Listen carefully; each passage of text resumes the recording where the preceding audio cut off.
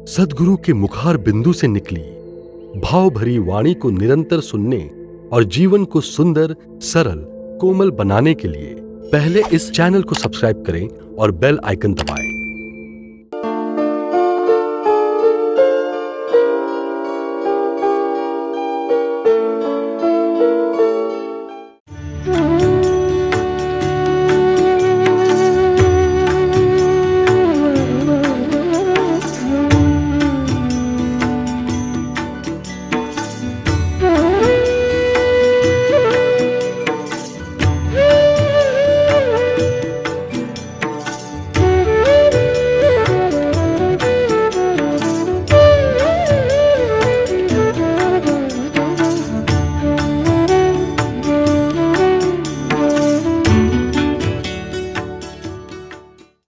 बातें स्पर्श के बारे में कही जाए। ये स्पर्श जो है, छूने मात्र से मनुष्य के विचार कैसे बदल सकते हैं और इस स्पर्श ने कैसे कैसे अनूठे काम करके दिखलाए हैं, ये हमको समझना है।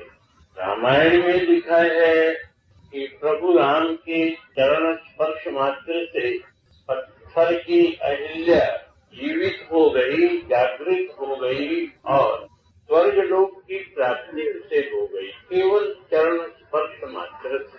जो हम देखते हैं कि लोग अपने से जो बड़े होते हैं उनके चरण छूना या चरण स्पर्श करना, स्पर्श करने के लिए कहा जाता है, लोग करते हैं, किंतु इसकी महिमा का या इसके प्रभाव का, स्पर्श के प्रभाव का कहना, इसके विषय में कुछ बातें जानना सरल भी है, कठिन भी है।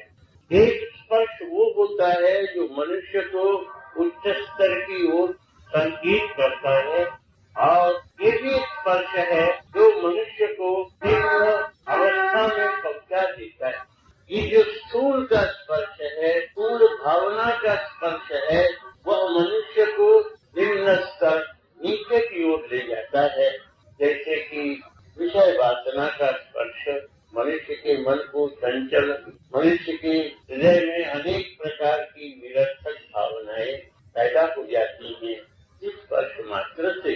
किंतु दूसरी ओर ये स्पर्श यदि महापुरुष के द्वारा, महापुरुष के निमित्त किया गया तो मनुष्य के भीतर एक प्रकार की शक्ति प्राप्त हो जाती। हम चरण स्पर्श करते हैं किंतु स्पर्श करके हम लाभ नहीं उठा पाते, क्योंकि हमारे हृदय में वो भावना नहीं कि हम जो स्पर्श कर रहे हैं ये हम शक्ति संचय कर रहे हैं, ये हम भाव संचय कर रहे हैं। देखा जाता है कि कुछ ऐसे लोग भी हैं जो अपना चरण स्पर्श नहीं करने देते। कुछ साधु हैं जिनके भीतर की ये भावना है कि ये व्यक्ति मेरे चरण स्पर्श करेगा और इसकी जो भावना है वो स्वच्छ नहीं, सुंदर नहीं, ठीक नहीं, इसके कार्य भी ठीक नहीं। ऐसे व्यक्ति का स्पर्श मेरे मन में निरर्थक भावना उत्पन्न कर सकता है, इसलिए मैं अपने चरण स्पर्श नहीं करने दूं। ऐसा देखा गया कि रामकृष्ण परमहंस के पास भी कुछ ऐसे लोग जाते थे कि जिनको वो दूर से ही कहते, हाँ ठीक है बैठो, चरण स्पर्श नहीं करने देते। और कुछ के लिए वो ये चाहते थे कि ये चरण स्पर्श करके तो देखे कि मेरे भीतर क्या भाव। इस प्रकार केवल चरण स्पर्श करने से, केवल स्पर्श मात्र से मनुष्य के जीवन में कितना परिवर्तन आ सकता है, ये भी उन्होंने अपने जीवन काल में दिखलाया। तो ये स्पर्श की बातें कुछ अनोखी सी इस तरह से हैं, ये ऊपर भी ले जाती हैं, नीचे भी गिरा देती हैं। आवाज कान में स्पर्श करती और वह आवाज ही मनुष्य के हृदय में बुद्धि के कारण अनेक भाव उत्पन्न करती। आपने एक बात सुनी, वो बात जो है वो आपके कान में स्पर्श हुई और कान के स्पर्श के कारण आपके हृदय पर उसका प्रभाव पड़ा। यदि आपने बिना किसी मतलब के साधारण रूप से यदि किसी के चरण स्पर्श किए या कोई वाणी सुनी तो उससे आपको कोई लाभ। वाणी में एक चरण धर आ चरण सुधरा, चरण धर किसी ऐसे के चरणों को स्पर्श कर, ऐसे के चरणों को धारण कर कि तेरा आचरण ही सुधर जाए। आचरण की जो मनुष्य कार्य करता है, जिन कार्यों का प्रभाव दिन रात मनुष्य के हृदय पर पड़ता है, उन विचारों से किसी ऐसे व्यक्ति का चरण स्पर्श कर कि जिससे तेरे आचरण में कुछ नवीनता आए। ये जो पुराना रवैया है, पुराना ढंग है, मनुष्य चला जा रहा है, अभिमान के कारण वो भगवान को भी नमस्कार नहीं करता। वो किसी साधु, किसी संत के चरण को स्पर्श करे,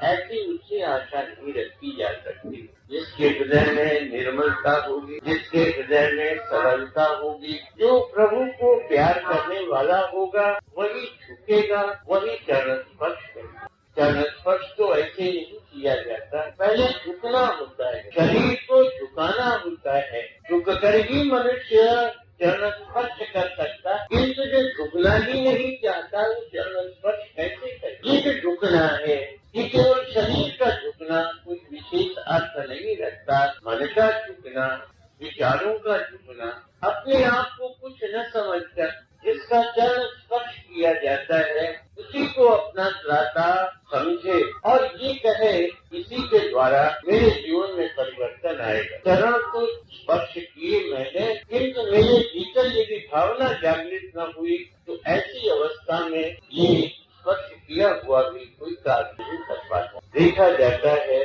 कि मनुष्य दुनिया के सब काम तो कर लेता है, लेकिन चरण स्पर्श के लिए तैयार है। स्पर्श करता है वह उस शरीर को जिससे उसके हृदय में निरंतर उत्तेजना, कामुकता का भाव पैदा होता है। क्यों नहीं वह भगवान के चरणारविंद को स्पर्श करे कि उसके मन की जो दुनिया है वो दूर हो। किसी को कुछ कहने से इस युग में काम होते हुए देखा नहीं जाता, क्योंकि हर व्यक्ति के भीतर आज अहंकार का इतना प्रबल कार्य हो रहा है कि जिसके कारण मनुष्य कुछ भी नहीं कर पाता। ये ऐसा युग आया है कि जिस युग में मनुष्य अपने आप को समझने के लिए भी तैयार नहीं, ऐसा चला जाता है। निरुद्देश जीवन का क्रम बहता हुआ चला जाता है, किंतु ये नहीं समझता आखिर ये मनुष्य का तन मिला कहाँ महापुरुषों ने। ये जो जीवन मिला है, मानव तन मिला है, ये प्रभु के चिंतन के लिए, प्रभु के भाव के लिए। लेकिन मनुष्य तो मानता नहीं इन चीजों को। कहीं कहीं लोग शास्त्र की बातें सुनाते हैं और वो शास्त्र की बातें जो हैं वो केवल एक नीति रीति इन्हीं बातों के भीतर ही चक्कर लगाती हुई बातें रह जाती। मन को शांत किया जाता है, हो जाता है कुछ ऐसे व्यक्तियों के समीप बैठकर जिनकी वाणी में, जिनके भाव में जैसे जिसमें शक्ति अधिक होती है, वो दूसरे को भी शक्तिवान बना देता है। जैसे कि अखाड़े में एक व्यक्ति जिसके शरीर में अच्छा बल है, वो नए व्यक्ति को कुश्ती के दाव पेच दिखलाकर उसके शरीर में शक्ति का संचार कर देता है। इसी प्रकार संत के समीप जाने पर मनुष्य के भीतर में भी कुछ शांति का भाव ज्ञात अज्ञात से होता रहता है। किसी वस्तु को हम देखते हैं और देखने के साथ ही साथ वह वस्तु हमारे मन को मोहित कर लेती है, और जब हम उससे मोहित हो जाते हैं तभी हम उसको प्राप्त करने की इच्छा रखते हैं। तो प्रथम किसी वस्तु से मोह होना चाहिए, प्यार होना चाहिए। यद्यपि मोह जो है सांसारिक वस्तुओं का मनुष्य के लिए कष्ट का कारण बनता है, जैसे कि सांसारिक स्पर्श स्थूल के साथ रहने से मनुष्य निम्न स्तर की ओर जाता है, किंतु वही स्पर्श यदि उच्च शक्ति के साथ हो तो उसके भीतर की भावना अवश्य ही उच्च हो जाती है। बातें कुछ ऐसी हैं कि इसे ठीक समझने के लिए भीतर में कुछ विशेष भाव रहना चाहिए। स्पर्श की बात हमने प्रारंभ की और ये बातें सुनने वालों के हृदय को स्पर्श करती हैं कि नहीं, ये सुनने वाले जाने। आवाज है, लोग बोलते भी हैं, कुछ मधुर स्वर में कुछ कहते हैं तो उसको गीत कहते हैं, संगीत है। कला यही है, कभी ये गाने लगता है, कभी ये बोलने लगता है और कभी इसकी आवाज से रोने की भी आवाज निकलती है। ये एक ऐसा मुख है कि जिसमें दुनिया की अनेक बातें निकलती हैं, किंतु किंतु क्या कहा जाए, किंतु अपने प्रिय का नाम नहीं निकलता। वो कौन सा प्रिय है जिसका नाम नहीं निकलता? यूँ तो जिसे शरीर स्थूल शरीर से प्यार करता है उसका नाम तो वो खूब लेता है, लेकिन जिसे याद करना है, जो प्राणों से भी अधिक प्रिय है, उस प्रिय के नाम को लेने में न जाने वो क्यों झिझकता है। उसका कारण ये है कि अभी तक उसको उससे प्यार नहीं हुआ। जब तक मनुष्य के हृदय में प्यार की जागृति नहीं होती तब तक वह न प्रिय का नाम ले पाता है और न उसके चरण को स्पर्श करने के लिए सिद्ध होता है। भगवान विष्णु के चरण कमल से गंगा का आविर्भाव हुआ, क्योंकि भगवान की चरणारविंद से इसका आविर्भाव हुआ, प्रादुर्भाव हुआ, जो कि आप कहो, इसलिए गंगा पवित्र। यानी गंगा ने भगवान विष्णु के चरण का स्पर्श पाया और शिव के मस्तक की शोभा बढ़ाई, इसलिए गंगा पवित्र है। नदियाँ तो बहुत सी हैं, लेकिन उन नदियों का महात्मा उतना नहीं जितना कि गंगा का है, क्योंकि और जितनी नदियाँ हैं उनका भी छोटा मोटा इतिहास होगा या है, किंतु गंगा की बातें जहाँ ये कहा जाता है कि दर्शन मज्जन कान त्रिविध भय दूर मिटावत, गंगा का दर्शन मात्र करने से, दर्शन मज्जन उसमें स्नान करने से और गंगा जल पान करने से, पीने से मनुष्य के 3 प्रकार के दुख दूर हो जाते हैं। आदि जैविक, आदि भौतिक, आध्यात्मिक, ये 3 प्रकार के दुख माने गए हैं। इन तीनों प्रकार के दुखों को दूर करने के लिए गंगा का जल अति उत्तम। लेकिन यदि आप गंगा के जल को स्पर्श ही नहीं करोगी तो पान कैसे करोगे? और ये जो आंखें हैं, इन आंखों के द्वारा भी हम स्पर्श करते, यही याद समझना। आंखों के द्वारा हम स्पर्श करते हैं कैसे? ये हाथ का जो स्पर्श है ये तो स्थूल है, और ये आंखों का जो स्पर्श है ये सूक्ष्म गति। एक हम जब किसी को देखने के लिए जाते या किसी को देखते हैं तो अपने इन दोनों आंखों से हम स्पर्श करते हैं। और यदि आप इस चीज को ऐसे न जाने तो दूसरे रूप से आप इस तरह की चीज को समझ सकती हैं। लोग कहते हैं अमुक आदमी को नजर लग गई। नजर क्या? कुछ हुआ नहीं, कुछ किया नहीं, कुछ हुआ नहीं, इसलिए नजर कैसे लग गई? और ये नजर ऐसी होती है कि पत्थर को भी फाड़ दे। किसी की नजर जो है उसके समूह का भोजन करो तो जिस चीज का भोजन कर रही हो उसी के प्रति आपका अनुराग नहीं रहेगा। ये नजर से स्पर्श किया। और इसीलिए आपने देखा होगा कि छोटे बच्चों को नहला धुला करके अच्छी तरह से ठीक कपड़े पहना करके माँ को ये एक भय रहता है कि कहीं मेरे बच्चे को नजर न लग जाए, तो एक गजल पीछे के ऊपर लगा दी जाती है। ये नजर जब तक नजर में आया नहीं, नजर में चढ़ा नहीं, तब तक मनुष्य को क्या मालूम कि नजर क्या है। देखते देखते बड़ी विचित्र भावना है। ये मनुष्य का प्रेममय वासना में जो प्रेम होता है ये आंखों से, उसको दूसरे शब्दों में कहते हैं, अंग्रेजी में कहावत है लव एट फर्स्ट साइट, यानी प्रथम बार जब देखा वैसे ही प्यार का उदय हो गया। तो दुनिया की वस्तुओं को तो हम इस नजर से देखते हैं कि देखते ही प्यार हो जाता है, लेकिन हम उसको नहीं देख पाते, उस प्रियतम को नहीं देख पाते कि उसको देखते ही हमारा प्रेम उससे हो जाए। इन वस्तुओं के पीछे चक्कर काटते काटते मनुष्य हैरान हो गया, तंग आ गया, बार बार जन्म लेकर के न जाने कितना कष्ट भोगता है। लेकिन एक बार यदि प्यार की नजर से देखे, अपने प्यारे को देखे, अपने प्रभु को देखे और देखते ही उसका हृदय जो है कुछ परिवर्तित सा। संत कहते हैं मेरी आंखों में देख, संत कहते हैं मेरी आंखों से देख, संत कहते हैं मुझे देख। ये आंखें हैं जिसके लिए तू न जाने कितनी वस्तुओं को देखकर छटपटाता रहता है। जब तक मनुष्य को आंख नहीं होती तब तक इन आंखों का प्रयोग करता हुआ चक्कर काटता रहता है दुनिया में। आंखें होने का मतलब क्या है? ज्ञान होना। इसी के लिए तो ज्ञान चक्षु, दिव्य चक्षु, ये आंखों का जो भाव है ये मनुष्य के लिए कुछ जाना भी। अब भी न जाने कितनी वस्तुओं को हम देखेंगे और कितनों के प्रति हमारे हृदय में अनुराग होगा और कितनों के प्रति हमारी तृष्णा होगी। हम चाहेंगे नहीं कि इतना गंदा रूप हमारे सम्मुख आए। राधा ने क्या देखा? सांवला सलोना। कहते हैं राधा तो बड़ी गौरवानी की उस सांवले पर वो कैसे मुग्ध हो गए। उसका कारण था कृष्ण की आंखों में इतना प्रेम, ऐसा भाव कि जो उसे देख लेता वो उसी का हो जाए। ये एक योगिक क्रिया है और ये योगिक क्रिया ऐसी है कि जिसे लोग नरेगम कहते हैं। ये भी आंखों के द्वारा होता है। व्यक्ति देखता है, आंखों से स्पर्श करता है उसको और स्पर्श करने मात्र से वो उसका दास हो जाता है।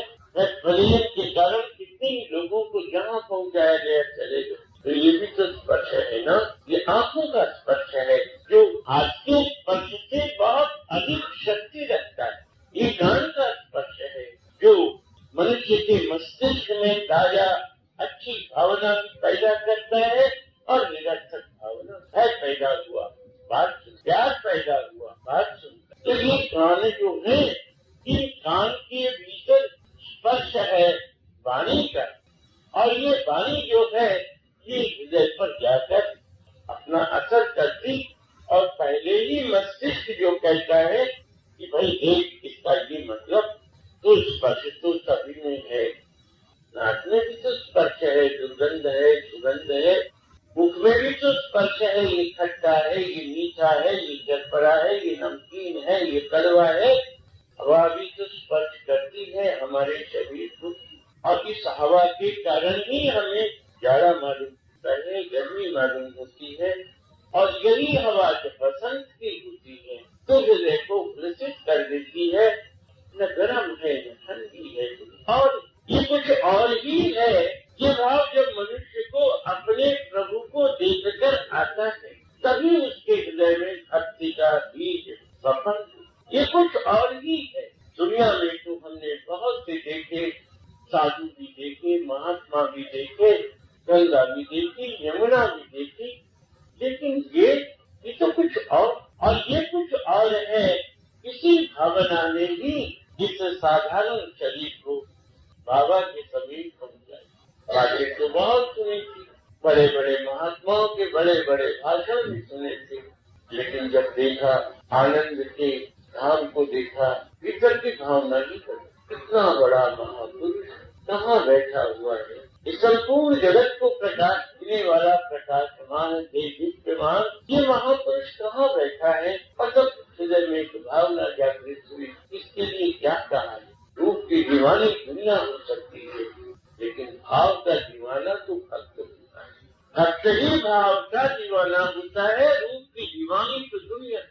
तो स्पर्श मात्र से, और वो स्पर्श जो था हृदय का स्पर्श, चरण छुए नहीं। और आज भी ये भावना रही बाबा मैंने तो तेरे कभी पैर नहीं छू, लेकिन जो मेरे दिल को छू कर चढ़ा भूल नहीं पाता मैं तेरे स्पर्श। वही भावना वही स्पर्श आज भी काम कर रहा है, भावना दे रहा है और वही कहता है जहाँ तेरी वाणी रहेगी वहाँ मैं तेरे साथ। ये उनकी विशेष कृपा साधारण की। सबसे ऊंचा स्पर्श जो है वो हृदय स्पर्श। ये जो मनुष्य शरीर स्पर्श करते थे इसमें कुछ ये तो नीचे की ओर ले जाने वाली चीज है।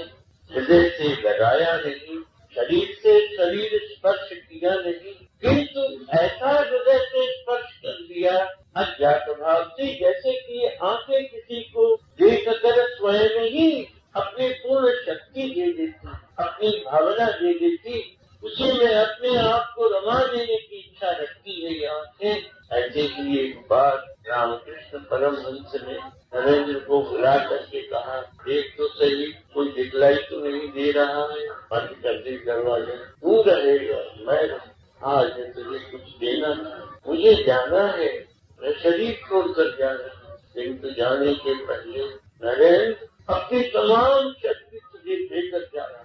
तेरी वाणी सुनने के लिए लाखों लाखों व्यक्ति इकट्ठे हो, तू आज इसकी कीमत समझे या न समझे, मेरे पास जो कुछ था वो मैंने तुझे ये केवल हृदय का स्पर्श जो आलिंगन करके नहीं था, ये हृदय का स्पर्श हृदय से। और जब हृदय का स्पर्श हृदय से होता है, तभी मनुष्य के हृदय में नई नई बातें, नए नए भाव सब कुछ दिखाते हैं। स्पर्श प्रारंभ था और स्पर्श अंत। स्पर्श प्रारंभ, स्पर्श अंत, इसे भी मनुष्य नहीं जानता।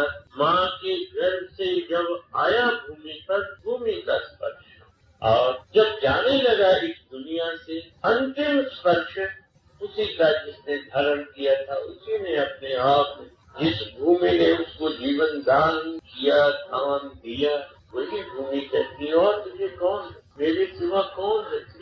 हम घबरा उठते हैं मृत्यु का नाम सुनकर, लेकिन जब हम ये समझ लें, जब हमारे हृदय में ये भाव आ जाए कि जिसने प्रारंभ में हमें स्पर्श दिया, आज वही अंतिम स्पर्श दे, वही तीनों शक्तियाँ अपने आप काम करने लगती हैं। ब्रह्मा का काम समाप्त हुआ, विष्णु का काम समाप्त हुआ, किंतु शिव कहता है मैं तुझे धारण करूंगा।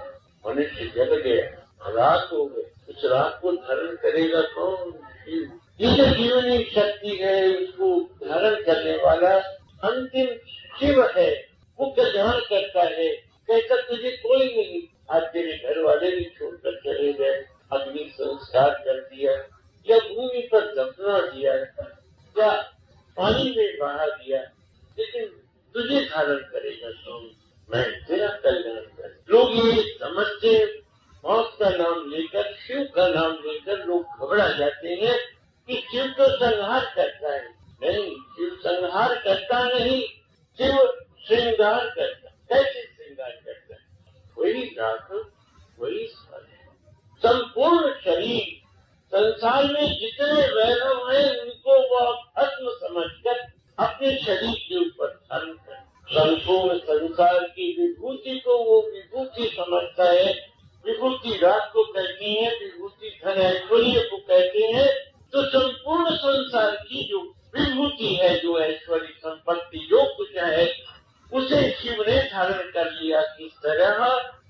जैसे कि विभूति है, जैसे कि राख वाला ही राख रखता है, दूसरे में क्या शक्ति से हम तुच्छ समझ करके फेंक देते हैं, उसे वो स्वच्छ समझ करके ग्रहण करता है। इसीलिए वो शिव। महापुरुषों की सबसे बड़ी विशेषता ये है कि दुनिया जो उठा करके फेंक देती है उसे तुच्छ समझकर, तो वो कहता है मैं, मेरा हृदय तू क्यों चिंता कर, दुनिया तुझे छोड़ सकती है लेकिन मैं तुझे छोड़ने वाला। अभी तो कहते हैं शिव समान दाता ने, शिव की तरह कोई दान करने वाला नहीं। क्यों?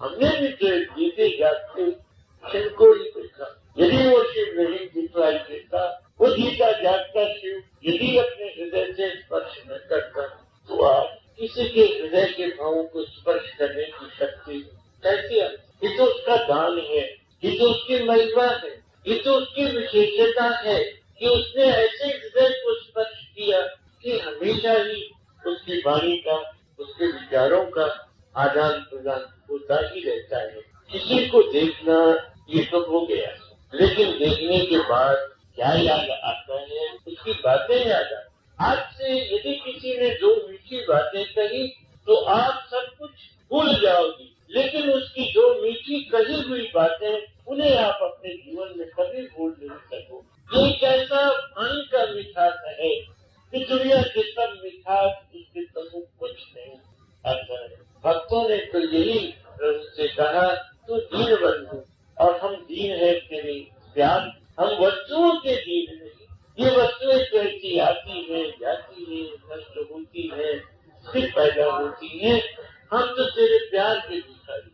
और खाली होकर जब व्यक्ति खड़ा हो जाता है तो वो दयालु देता ही, जब तक उसके दरवाजे पर मनुष्य अहंकार के कारण खड़ा नहीं हो पाता, तभी तक मनुष्य के लिए ये बाधाएं, ये विपत्तियां, ये संकट, ये निरर्थक भावनाएं मनुष्य को सताती रहती है। किंतु जब उसकी कृपा होती है तो कहाँ दरिद्रता, कहाँ गरीबी? दुनिया की दृष्टि में वो गरीबी होगी, भक्त की दृष्टि में कभी गरीबी। आप ये बतलाइए कि कौन ऐसा भक्त था जो बहुत धनी था, जो भक्त हुआ है। यथार्थ में जो भक्त हुआ है वो कभी धन के लिए भक्त नहीं। ये तो भगवान खिलौना दे देते हैं मनुष्य को, धन का खेल इससे, चाहे किसी में तू रमा रहे मेरे पास ना आए, क्योंकि भगवान को भी ये डर है इस बात का कि अगर ये मेरे समीप आ गया और मेरा हो गया तो न जाने मुझे कब कब कहाँ नचाए। कहा है मैं तो हूँ भक्तों का दास। भगवान ने कहा मैं तो हूँ भक्तों का दास। भक्त मेरे सिर की मुकुट के ऊपर जैसे मणि लगी रहती है, उसी प्रकार ये भक्त मेरे लिए मुकुट मणि की तरह भक्तों का दास। प्यार किया है भक्तों ने और उस प्यार के कारण ही भगवान जो है विद गए बिना भय। भक्ति की कोई कीमत नहीं होती, भक्ति कोई सोना नहीं, कोई चांदी नहीं, कोई हीरा नहीं, कोई मोती नहीं। भक्ति है प्यार, प्यार की भावना। और वो प्रभु के चरण स्पर्श, हृदय स्पर्श, भाव स्पर्श, वाणी स्पर्श करने मात्र से ही प्राप्त होती। बस आज नहीं।